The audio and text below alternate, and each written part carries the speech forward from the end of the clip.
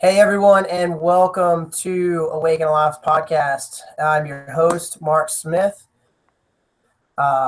We have today, our guest is Zach Blain. I'm excited to have him on the show.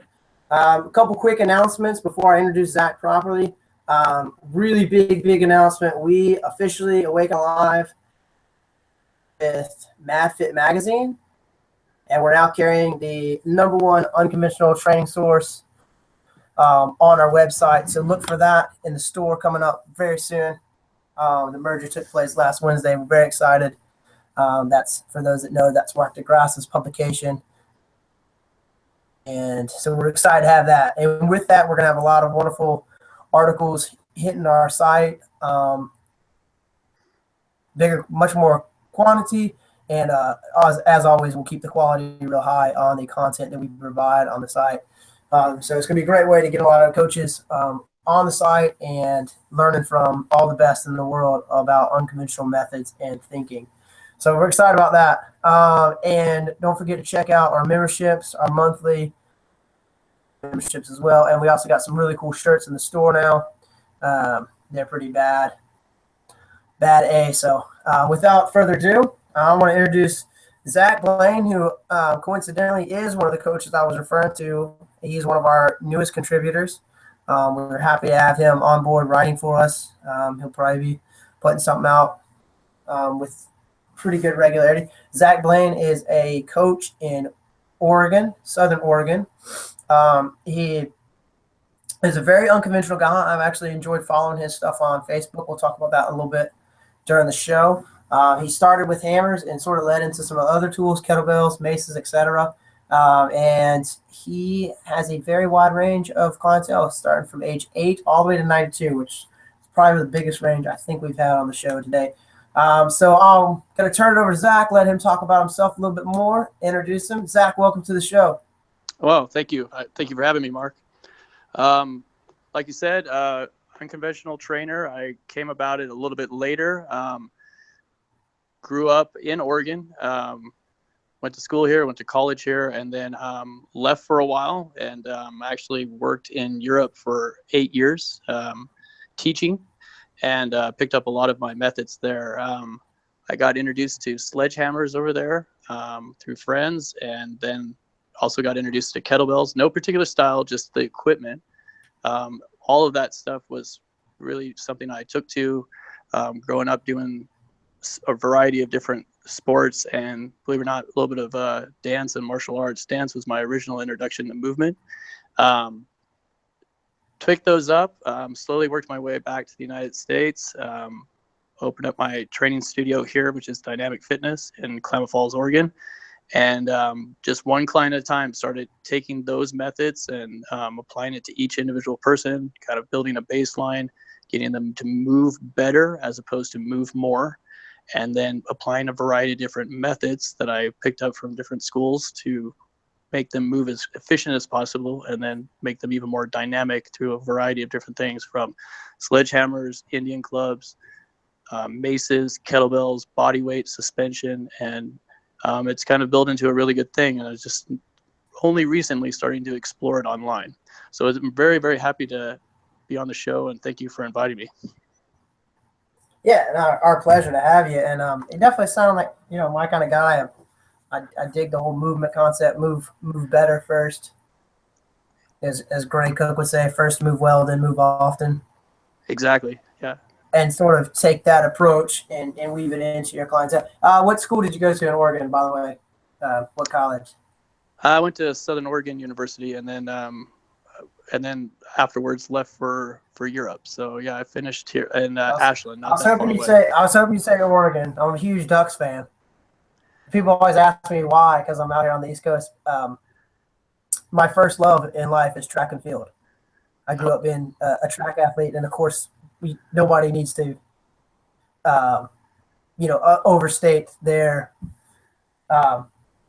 tradition in track and field. But I was drawn to the school and then that sort of got me to follow a lot of their other teams as well. So I got excited there for a second. I thought I was going to be talking to a duck. But Southern Oregon, it's all pretty. No, Southern Oregon, but I'm as much a Prefontaine fan as probably you are. I'm a huge Prefontaine I fan. So love it. I love it.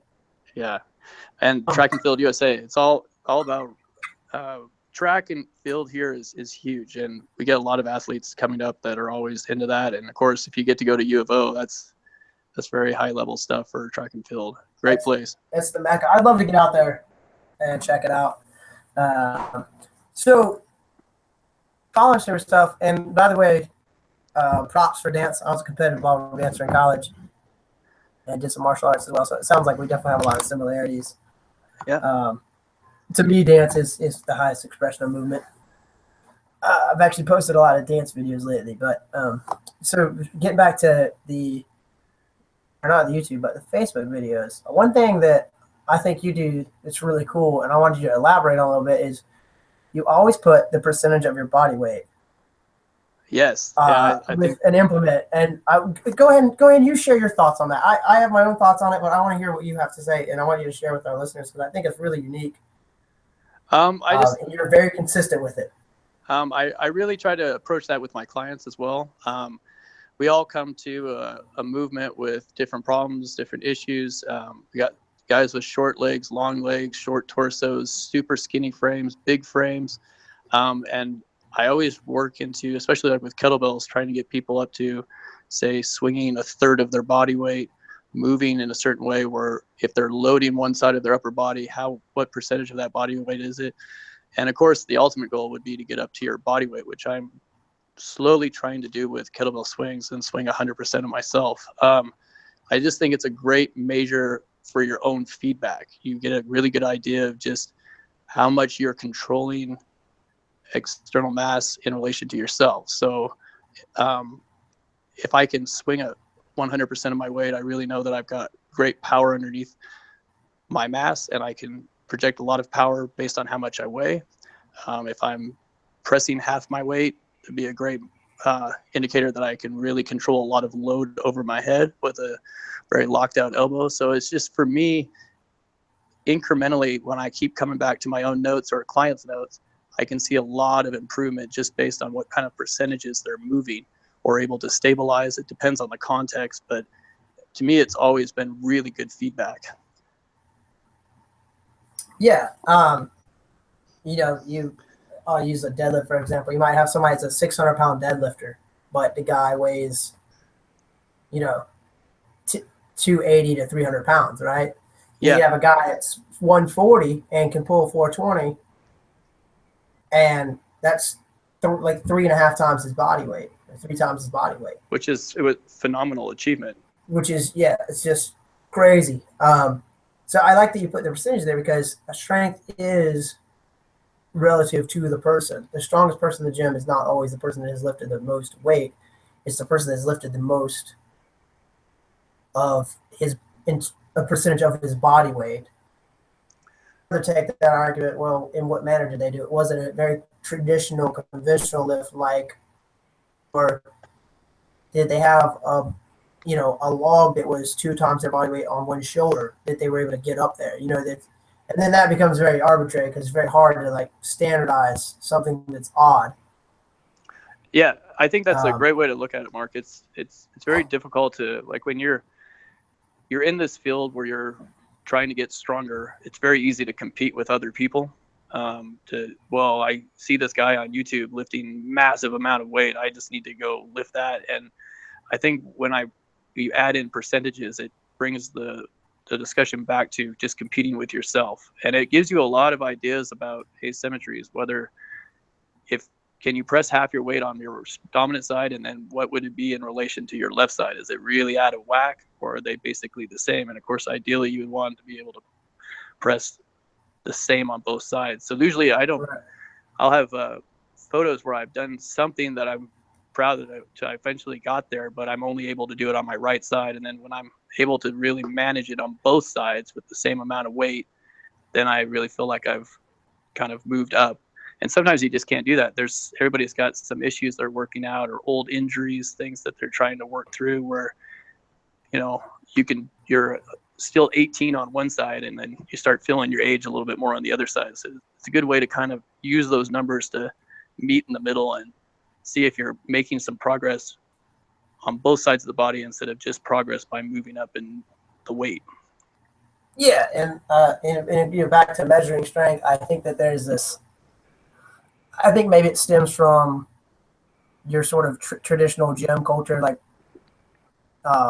you know, where you go and you have sets and reps, and you showed improvement from 1 week to the next by moving the pin up on the stack of weights, sort of thing, and everybody has to know how much something weighs. It's for me, a lot of times I actually don't care how much an object weighs. I lift a lot of stones, and I have weighed them just for the sake of knowing the stone I have is, you know, and where to start, so and also for my clients, so I can sort of ballpark where I want them to start. You know, if they do such and such on a weight, then they should be able to do X on a stone-ish. It's a relative thing. But I posted this video. It was one of the heavier lifts I'd done on a stone. Guy immediately asked me, how much does it weigh? And I was like, it's heavy. They're all heavy. Yeah. You know, it's a freaking rock. Like, it doesn't matter. The fact is it's heavy, and I had to work really hard to get it up. Yeah. That's the challenge. You know, that's it fought back. Yeah, it fought back. And is the weight giving you the right response? Is it making you stronger, or is it just heavy? And Right. And knowing exactly how much it weighs is not always the most important thing. It comes up online as well, where people want to know why I'm posting my body weight or why I'm doing this. And it's just, again, a very objective way to look at it. I know that I'm a very lean guy. I know that I'm not going to put on a bunch of mass. I'm just not built that way. So that's why Mike likes you. Okay. That's why Mike likes you. Yeah, he's always like, I can't put on mass. So yeah, he saw your videos, and I'm sure that's why he liked it. Yeah, and you're a tall guy, right? Am I right or wrong? I'm a 6'3", so yeah. So you're very tall, very lean. 6'3", and see, in pounds I'm 150. So I don't know. Some people call it hard gainer. I mean, I can eat like a machine, but I just don't put on mass. So in dealing with that, I just thought, well, if I'm not going to be huge, maybe I can just really start thinking about how much I can work on the symmetry. And I think that's your original question gets back to the symmetry issue. Like, if you're doing pistols, you're doing bent presses, there's some people who can bent press ridiculous amount of weight, but I'm always interested in what it is in relation to their body weight, and can you do it on both sides, which is, you know, a good thing to know, not to compete with the person, but just to know yourself. It really gives you good sound numbers for how you're progressing. Even if you're not getting huge, you know you're getting much stronger. And then in the end, it's about the guys who are still showing up in their 70s and 80s and without pain. I think that's a really crucial thing. So it's not always about, like, is that heavier than the other person? That's not really my approach to it. Not that there's anything wrong with it, but it's not my way to go about doing it. Well, and for you know, when you post your numbers and stats and all that stuff, it does, I think, take into it sheds light on how strong you really are, because you're not built for strength. I mean, look at your frame. That's not a strong man's frame there. No. And but I am interested in stones. I'm slowly learning more about that. But oh my gosh, come out and let's hang out sometime. You make it out to the East Coast, we'll play with the stones a lot. I would. But love that. I think that makes it all the more impressive if, you know, you're a guy like me and can see, and look at the frame on this dude. You know, he's a tall beanpole guy, but you really are moving some good weight in awkward ways. That uneven goblet thing, that was awesome. I gave it a shot the other day in a class with some of my people. I told you I was going to use it, and it was really cool. For those people that didn't see the video, describe the exercise to them real quick. Mark, I didn't hear you on that last part. Which one are you referring to? The uneven goblet. Oh yeah, the uneven. I think it's just for all levels.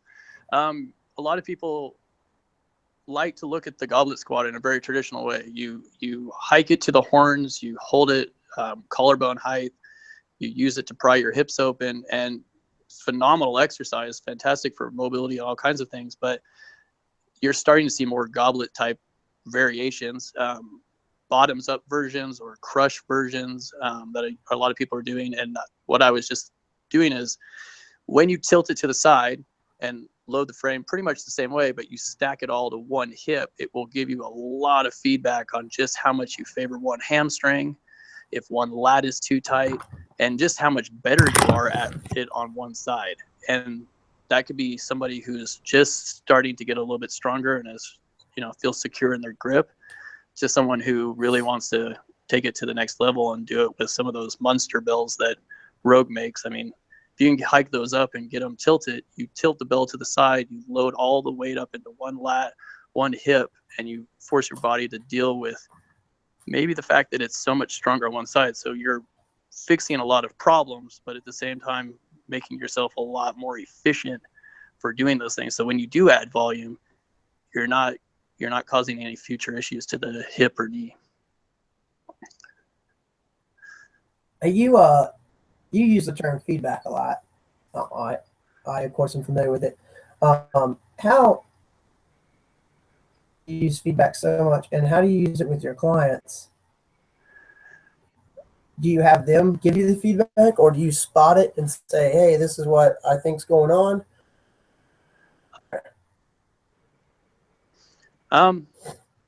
For anybody that's new listening that wants to get into personal training, I think they all need to know that the only thing that's consistent about being a personal trainer is you're going to get a lot of feedback, good feedback, bad feedback. When I'm working with clients, usually I'm trying to figure out which weight gives them the right response. So if I can fix a lot of movement things, I'm always trying to ask them, how is your body responding to this? Do you feel like it's a total body exercise? Are you just loading your neck? Are you just loading your legs? So they get the idea of when they're getting more out of less reps. And then I'm always taking notes on it. So I'm always pretty much asking them on a regular basis which weight is giving them the better workout, not which weight is kicking their butt necessarily. Because as they move better, usually you can get a lot out of less reps. So I'm always trying to get that feedback. And then with low rep guy, right? I'm a huge fan of Grease the Groove. So I will get up dark and early and be training people all day. And I usually have a goal of, this is my exercise, this is what I'm going to practice today. And I put them in categories of different movement patterns. And I know I only got so much time to practice it. So I really focus on just doing a few of them very well throughout the day. And then you get a lot of volume from that simple fact that I've been practicing all day. I'm a big fan of Grease the Groove. Yeah, and just a working definition of Grease the Groove for our listeners. I love Grease the Groove as well, by the way. Sort of explain it to our Grease. Sure. Grease the Groove. I don't know if you could give it credit to any particular person. I think it's just a lot of people kind of coming back to the same idea that you're trying to really train as often as possible and as fresh as possible. So you usually have very low rep ranges. I always like to use the 3 to 9. I always try to do somewhere in the at least 3, and I never try to go into double digits. So somewhere in that 3 to 9 rep rule, I'll find some kind of groove particular to the exercise where I can get a lot of benefit from a very low set of reps, do the set, come back to it later when I'm completely fresh. So I'm always greasing a better pattern. I know a lot more people do it with heavy strength. They'll usually do 3 to 5 reps. That's more common. It just kind of depends what I'm working on. With circular strength training, I usually do more like 6 to 7. But the main thing is, how can I pick a low rep range, a specific pattern like pull-ups, for example, and train it as often as possible throughout the day, but be as fresh as possible when I do it. That would be my take on Grease the Groove. Perfectly stated definition. I always sort of describe it as like it's a highly effective way to work towards mastery of a skill by, like as you said, hitting it fresh over and over again, but you're always fresh enough to do whatever you ask your body of, and you do it throughout the day. And I like to use the word skill because I really think who's ever listening, if you're thinking about that style of training, I always say the higher the skill, the lower the reps. So as it becomes more of an unconscious thing, you can definitely probably kick up the reps a little bit. But when it's really high skill stuff, sometimes just 3, you're just really making sure that that pattern is as smooth as possible. So it just becomes like second nature as opposed to trying to reach a certain number. And the volume really, it comes to the day. You can find yourself doing a tremendous amount of reps if you just come back to it through the day. Yeah, definitely. It's well, and I think it's a good way to. I was first introduced to it a few years ago through Mark DeGrasse. Actually, he had written an article on it or something. I don't remember what his direct source was, but I remember getting it from him. I think it was actually in prepping for this competition we were doing, this Doomsday Challenge. He had mentioned greasing the groove as one of the ways to train for it because it gives you volume, which is another benefit of greasing the groove. It gives you volume without fatigue. Exactly. That's a great way to put it. So yeah. So instead of trying to do 100 reps in your hour-long session, you've got an 8-hour day to get to 100. Yeah. That's a no-brainer in terms of volume, but you still get that same volume. Reps 64 through 100 aren't going to be trash because you're not going to be just flopping around. And it works very well for clients too, because in my experience, usually clients will ask for homework and you'll say, well, you're getting very good at this. So I want you to pick somewhere between 3 and 9 or 3 and 5. And I want you to, just like a little board game, I just want you to be at work and practice it throughout the day and let me know what number you get to. And then they're so busy anyway, they'll randomly practice it and their strength starts going up drastically just by randomly practicing it. They don't get too sweaty. They're fresh. It's not really cutting into their day. They don't have to rearrange their schedules, and it works very well for clients as they get competency with the sweat was another benefit that was mentioned. Like you said, a great way to do it at work without getting you're not going to bust out a sweat doing 6 push-ups at a time. Yeah, it's amazing what you can accomplish in little 10-minute blocks of time. Like, oh, I got 10 minutes. You can sit down and do nothing, or those little 10-minute blocks of time can get a lot of things done without making it feel like it's a huge commitment, which a lot of clients in the beginning get kind of hung up on having to block out time for things. And it's there, just in very small slices. It teaches you a life lesson of time management as well. You're able absolutely. to say, look, man, I'm not going to waste this, by, messing around on Twitter or something. I'm going to actually get something done. And great for young kids too. When you're working with teenage kids, they start seeing how much they can accomplish in little short periods of time. When they will originally come to you and go like, well, I don't have time to do that. I got this, and this. And then you go, well, let's look at the schedule. And you got all these little slivers of time. You can just eat away at it. And they really get a lot of good benefit for their sports, just working it into their day. Now, do you work with a fair amount of young athletes, Zach? Yes, I've worked with quite a few young athletes, different sports, golf to basketball to swimmers. Those are the ones that come up quite a bit here. Track athletes, a lot of basketball players for sure. And usually what happens when you work with, in my experience, when you work with athletes is they come to you for sport-specific things, and we assess them, we see how well they're moving, and then we try to tell them, actually, I'm going to do everything that's not your sport. So your sport's teaching you how to do a phenomenal thing very specifically, but it's getting away from all the general things that would help you be better at your sport. So I do work with a lot of young athletes, and we just really work on making them generally strong and not do anything sports specific. And then in the contrast, they tend to get really good at their sport just by filling in the gaps. Yeah, there's a fair number of colleagues in our field that are like-minded in saying that there's really not sport-specific training. Your sport is the specification. Well, playing the sport is the sport-specific training, and they do exactly what you just said. Let's find your deficiencies let's make your weaknesses your strengths. Yeah. And overall ability as an athlete, because an athlete really is, by definition, should be able to do a lot of things, a lot of sports, not just one. And if you can create a better, well-rounded athlete, then by default, the sport they would be in at the time, they should excel further at. Yeah. And I do the same thing with them. I have a golfer I'm working with now who's doing quite well, and he can't be more than 119 pounds. But as we moved him away from golf and into some other general strengthening things, so because golf is so asymmetrical, it was becoming so specific, it was starting to cause aches and pains. Now he's hitting it consistently over 300 yards, and he's not even a $120. So that's awesome. You had to. Would it take you a long time to find somebody that weighed less than you, Zach? Yeah, that was it. That was it. Tell me what you do with your 92-year-old. That's curious, man. I'd love to hear that.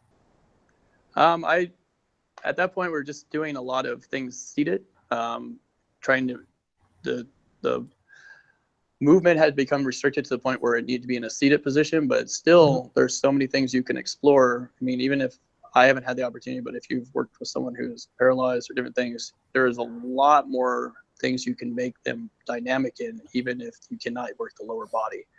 I still have, so we do primarily everything seated. I do have two 80-year-olds that are moving very well. Their sole goal is to enjoy retirement and feel like they can do whatever they want to do without pain. And they're doing kettlebell swings and doing just fine with it. I mean, not high volume or anything, but they're knocking out swings and they're in their 80s. That's good. Yeah. Hey, so you had mentioned when we set this call up, you had mentioned that you had a continuing education this month, right? Yeah. Or did you just finish one? I've finished a few recently. I've been doing some stuff with Josh Henkin with Ultimate Sandbags. I've recently gotten introduced to that, and I like him.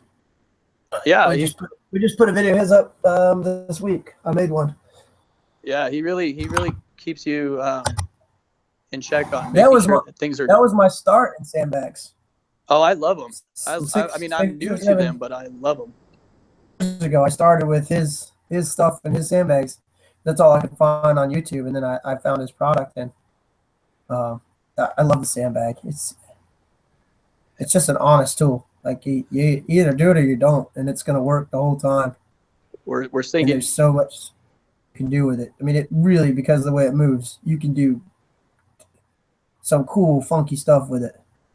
We're thinking on the same line, because you said it keeps you really honest. And what I love about the sandbags, even though I've only been working with them for less than a year now, is you really can't hide any technique with a sandbag. If you're doing something lazy or something faulty, the sand will expose it really, really quickly. So it doesn't necessarily have a lot of weight, but it cleans up a lot of things where you might be hiding good technique, but one little lazy rep and that sand will shift on you, and you know that you're going through the motions. There's really no going through the motions with the sandbag stuff.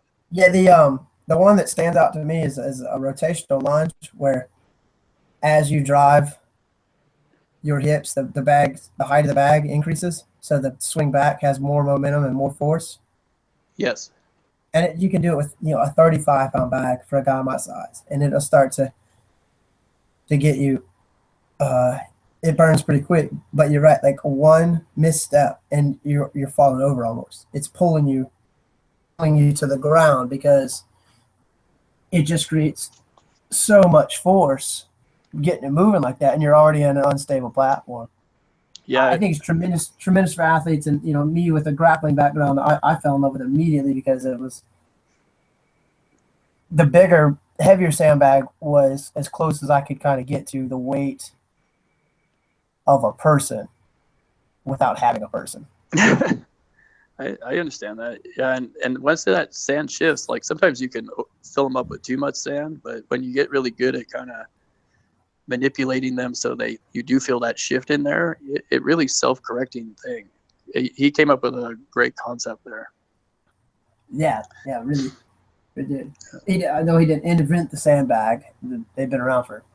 Oh, exactly. His product is pretty cool. Yeah. No. Go ahead. You're right. It's just that the method by which he goes about doing it is very. I really enjoyed it. That was a great course I took for him.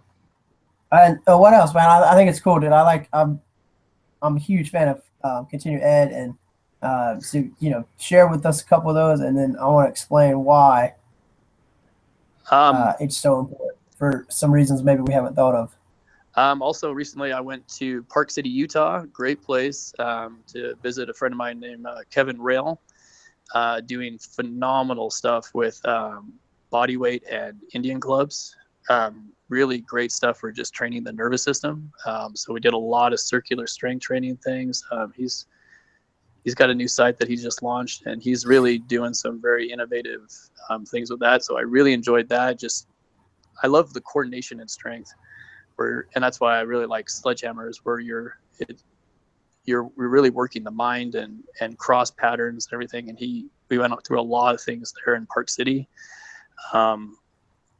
Pretty soon here, I'll be going back down to LA for a speed, agility, and quickness workshop. So in that one.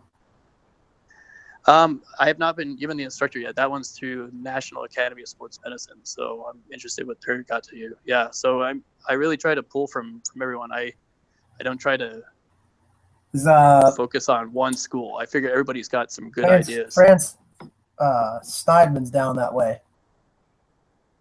He might be towards San Diego, and he's big into sprints and sprint work.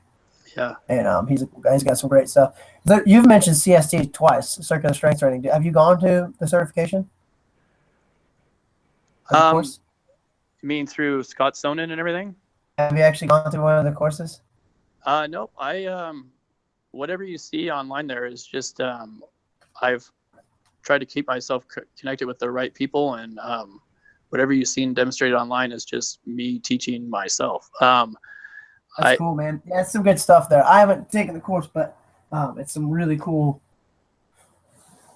stuff. I have friends with quite a few people in that school, and they have some great ideas. I think there's so many schools out there. It's a very interesting time where there's so many certifications, so many people are doing interesting things. I love what Rick Brown is doing with the mace. There's a lot of different avenues to pull from, which when you're an unconventional trainer it's like kid in a candy store. You're just like, wow, they got really good ideas over here, and you can pull from different people.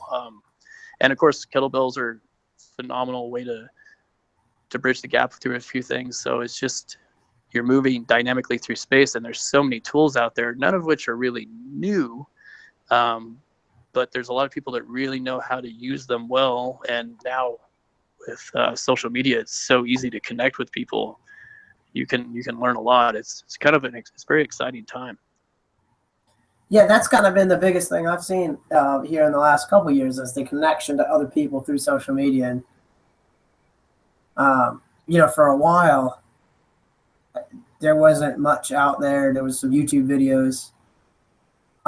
Certainly the volume wasn't what it is today by any stretch of imagination. And there was some quality in the early days, and then there was a lot of crap, and there's a lot more crap, and so you have to sift through it even harder with a discerning eye. But I remember when my Mad Methods magazine came out.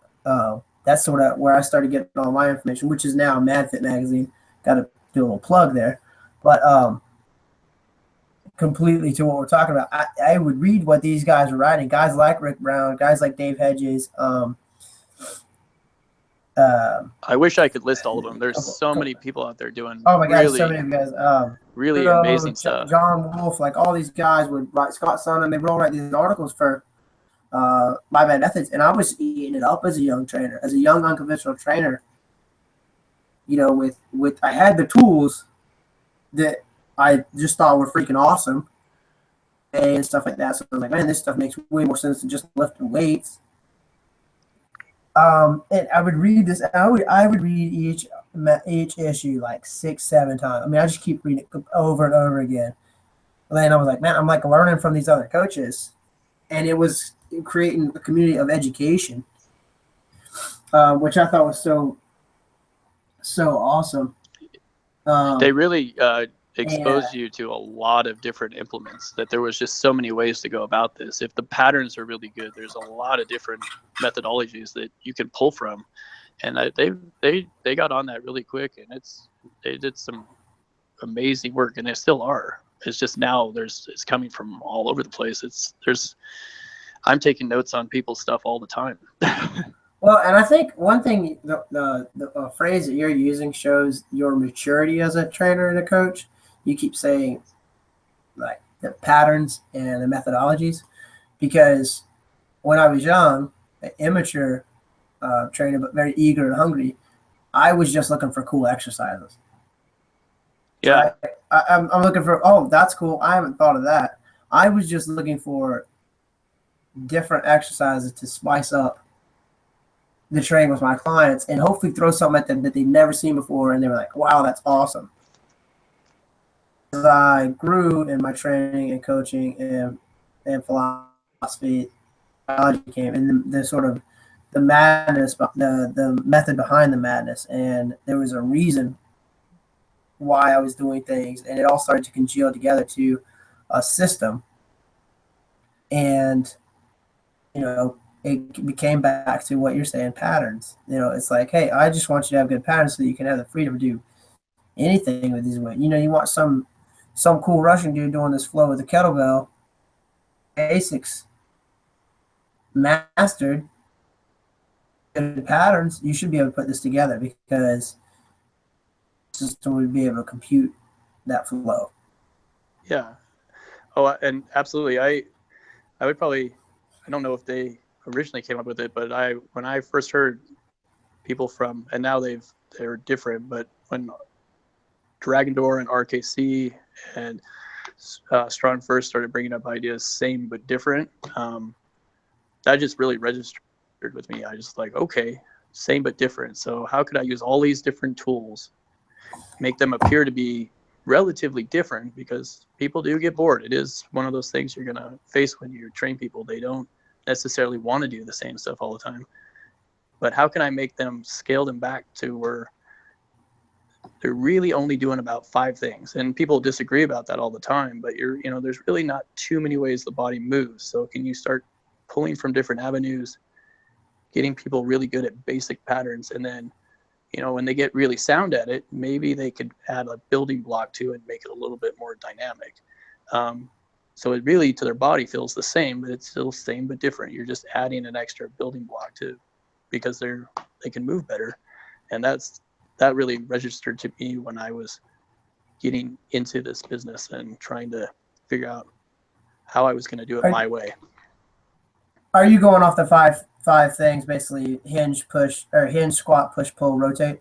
Just very controversial topic. I personally just look at it as push, pull, hinge, squat, and carry.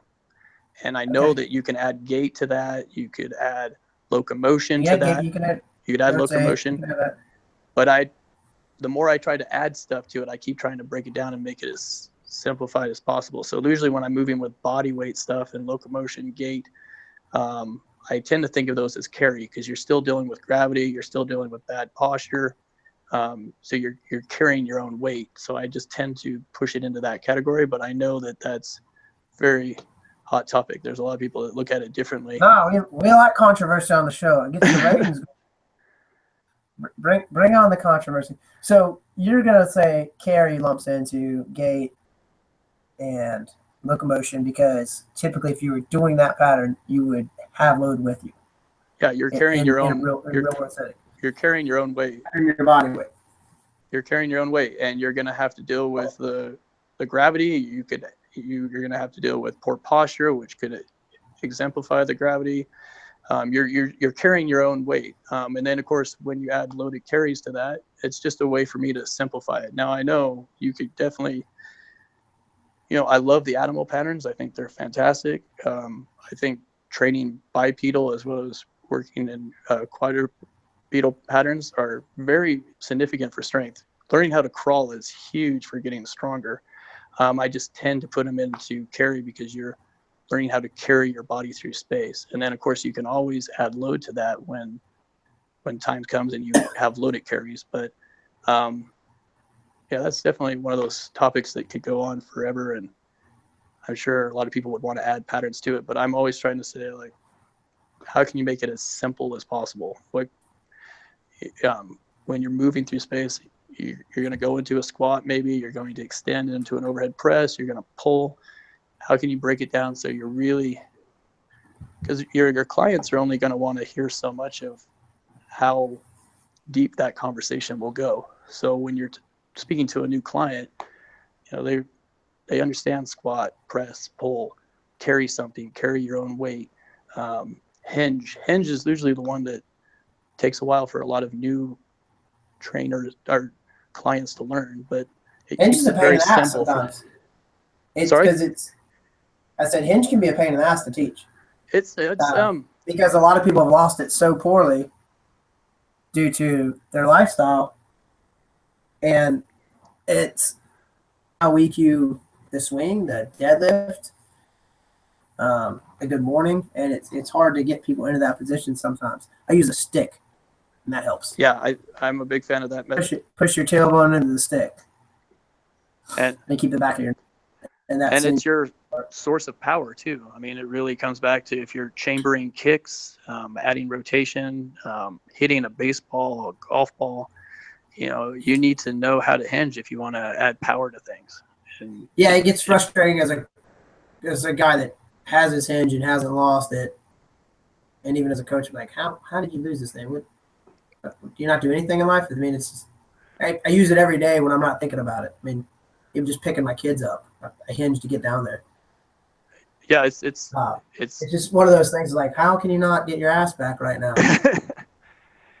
Yeah, but that's our job. Our job is to get them to do that again. And you and I wouldn't be having this conversation if we weren't good at our job. So yeah, even though it's frustrating sometimes, it's well worth it when you get people moving correctly and get that nervous system doing what it's supposed to do, and just get the whole body tuned back up and working on all cylinders again.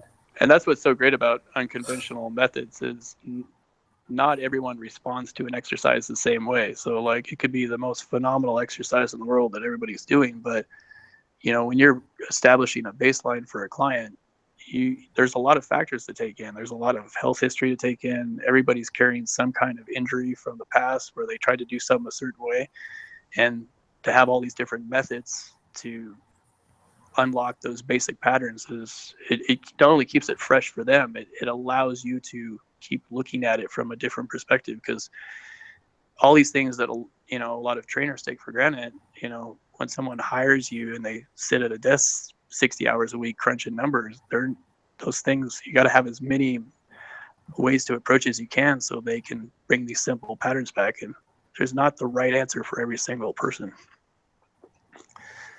Yeah, and some people are so you got the guy that sits at the desk 60 hours. I've had this conversation on the show, and I've had it in person, and I've had it with clients, and I think it's a good conversation worth having all the time. You just hit it out of the park and say, like, everybody is going to respond differently and will therefore need to be cued or taught a little bit differently.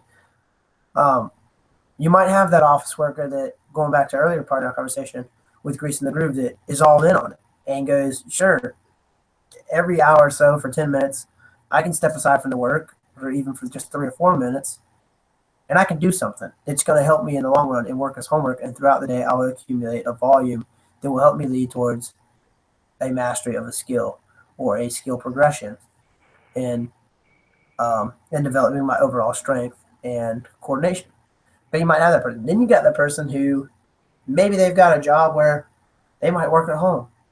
They could have the freedom to, like me, I'm sitting on the floor right now, and I've changed my seating position probably 40 times since we've been sitting here. getting movement variety through my hips and low back. And I've even laid down while we're talking, right? So you could have that person that does that, or you could have that person that sits at home and still won't make time for it. Yeah. Or you could have that office worker who is the opposite of the one we just talked about, where they just use it as a crutch. Like, look, man, my 1 hour of day for fitness is with you, Zach. So give me what you got to fix the fact that I sit at a desk for 9 hours a day. Yeah. And I always tell clients, you know, in many ways, movement has become a forgotten language. It's very basic. I mean, we're talking about 5 things that some people just totally, they got it down, and then they can make themselves more dynamic. But for a lot of people, you know, the body has to remember how to do things. It's almost like it's got to, like a computer or something, it's got to get new software in there that, you know, when people start hinging and getting their body weight behind their shins, you know, they feel like they're going to fall over for a variety of different reasons, and trying to find incremental patterns to get people back to those. It's, you know, it's a moving language, but it's a language that many people have forgotten, and your job is to kind of get them back into a place where it starts clicking again. Like they just start putting movement patterns together, like putting different parts of a sentence together, so they can do things more and enjoy moving. So they can have a conversation. The so they can have a conversation, as I always say, a movement exactly. conversation, a dialogue with. Maybe you have a conversation with a tool, a kettlebell, a sandbag. Maybe you have a conversation with another person. We do a lot of partner games, a lot of roughhousing, martial arts based, and even dance inspired games, movement games. A lot of those at my gym that I teach at. So I think that's fantastic. I need to come see your gym. I think I would totally fit in there. out. Yeah. We'll have a good time. We'll play for a couple of days or something, and what's cool, like you said, man, everybody would just pick each other's brains, and that's what's so cool about this community, and how it's becoming this big global community now. We're connecting with people all over the world that are like-minded, but also very different. Like you said, same but different. Same but different. We think a lot the same, but there's so much to learn from even just hanging out for a little bit with somebody. I never forget, this was one of the most humbling things that ever happened to me in my coaching experience. I was going to Ireland to take a workshop with Ido Portal, and I was staying at Dave Hedges, who is a tremendous coach, the owner of Wild Geese Fitness. I'd looked up to him for a while and read all the articles and been following him, and he had offered to let me stay in his home, which was wonderful of him, and spend some time at his gym. And I wanted to technique. I really wanted to get it dialed in, learn some better cues, especially for the snatch. I was having trouble with getting in a good rhythm with the snatch. I could do it. It just didn't seem like it was efficient enough, because I would see these guys do it for a long time, and I was just like, I'm not doing something efficient enough. I have the strength, I have the technique, but I'm missing something. And so I sent him an email and said, would it be all right if I pick your brain?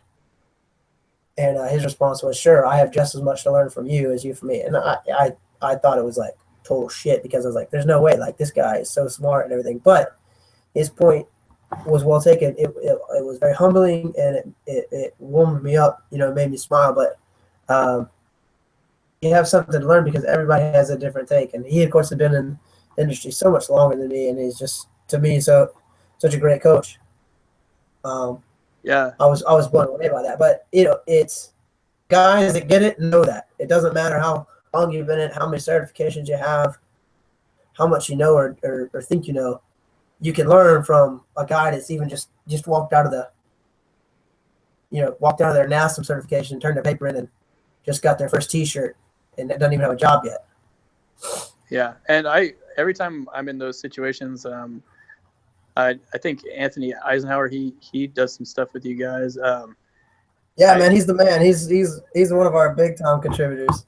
He's cool. And last time I was in LA, I dropped into his gym, and I didn't have time to really work out with him. I wish I could, but anytime I'm in that situation where I'm visiting someone else's gym, I'm like, if they've seen any of my stuff, I'm like, oh, this is your house. Like, I'm here. You have so much you could show me. Or if I meet a trainer who's been around for a long time, I'll go like, could I do like 4 or 5 swings for you, and just you could see if there's something in there that could make it even more effortless. Because they, the longer you do this, you start seeing really subtle things, and it's amazing. We work with someone who's been doing it for a decade or so.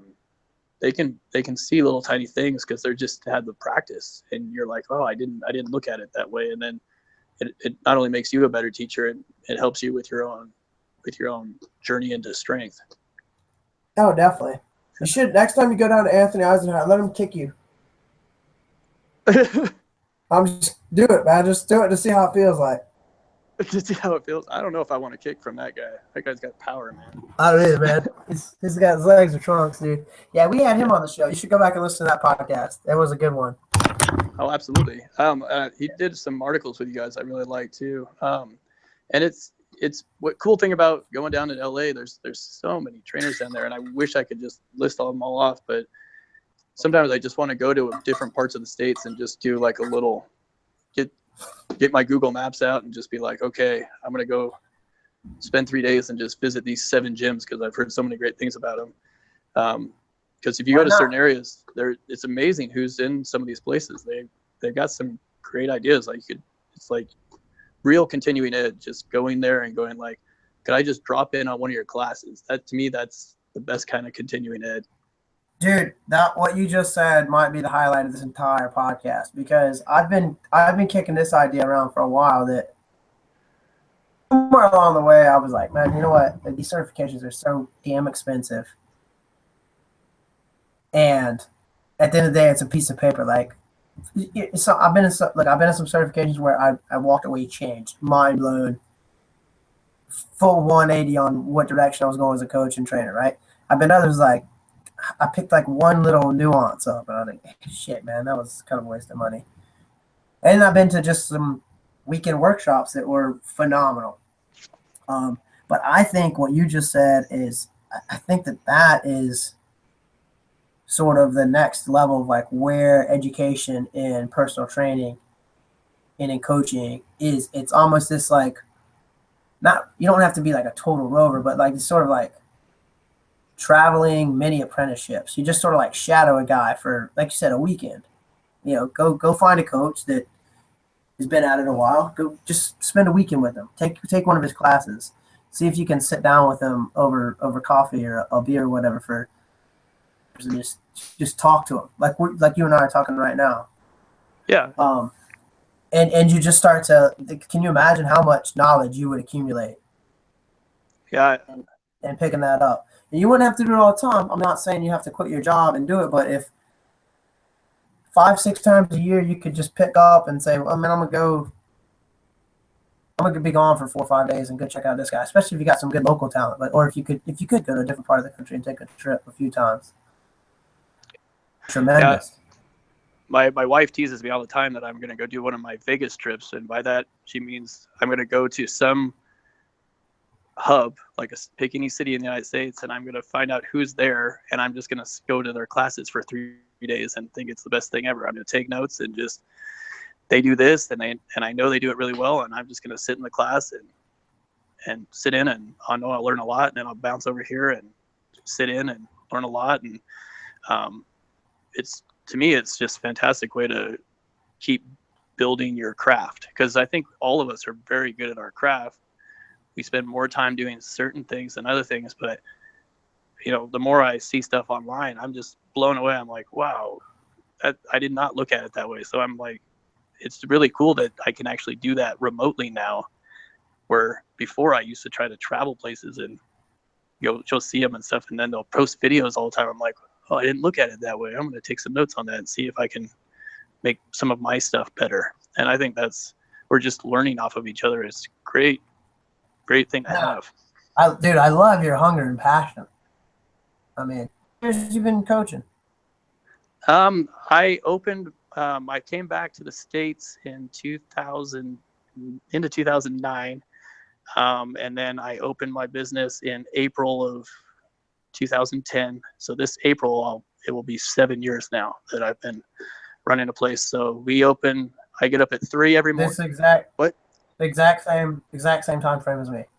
Yeah, and very cool, man. 2010. It was April 2010. That's crazy. That's funky, man. I knew we were connected, buddy. Yeah, and it's April 2010 was when I opened up.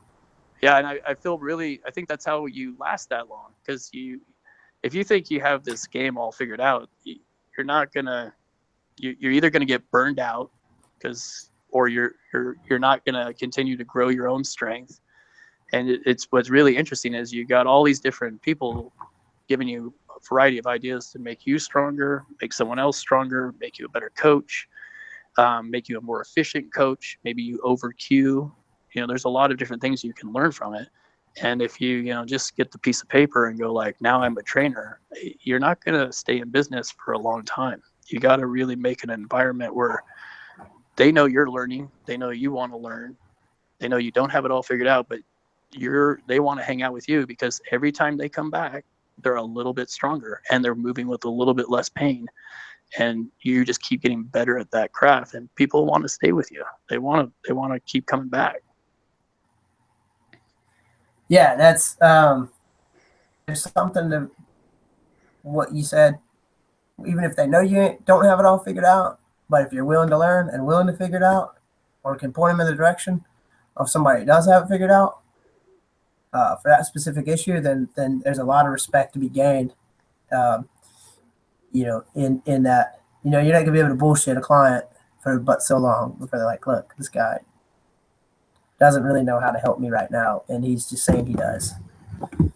Well, I tell clients all the time, I go, why are you still here? And they go, I don't have any pain anymore. And everything's just kind of easier. So that's good enough for me. And then, some of them, I think all of them about 80% of them have been with me since I opened. So, they've stayed through the 7 years. They just keep getting stronger. They see themselves doing stuff their kids can't do. I mean, how they feel usually lets you know that you're doing a good job. But I would never say like, oh, now that I've been doing it 7 years, I'm a master person of anything like that. I'm just getting better, and hopefully, when I reach the 10-year mark, I'm just getting better, because I'm learning from everybody that's out there who's got great ideas. So you said you do one-on-ones. You said you get up at 3, right? I cut you off, and you saying, yeah, I get up at unhealthy hours. I'm up at 3, and then I open at 4, and usually go 4 to 4 most days.